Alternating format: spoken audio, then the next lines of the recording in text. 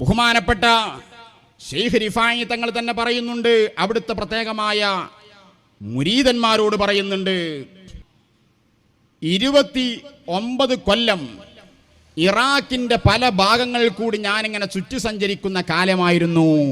25 ചുറ്റി നടന്നു പറഞ്ഞ് ശൈഖ് ജീലാനി തങ്ങൾ സംഭവത്തിൽ പറഞ്ഞതുപോലെ 29 വർഷക്കാലം ഇറാഖിന്റെ മരുഭൂമികൾ കൂടി അതുപോലെ പ്രത്യേകമായ വിജനമായ പല സ്ഥലങ്ങൾ കൂടി ഒറ്റപ്പെട്ടുള്ള യാത്രയായിരുന്നു എനിക്ക്. ആരാ പറയണത്? ശൈഖ് റിഫായി തങ്ങൾ തന്നെയാണ്.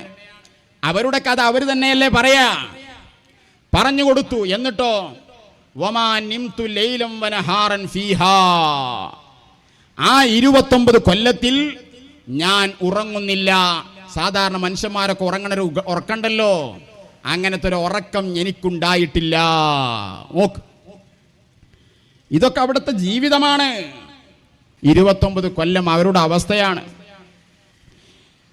മാത്രമല്ല ആ കാലത്ത് മറ്റു ചില സമയങ്ങളിലോ ബഹുമാനപ്പെട്ടവർ തന്നെ പറയാണ്, അഫ്തർതു സൗമ ബഅദ 40 യൗമൻ വഅഹ്യാനൻ ബഅദ 50 യൗമാ.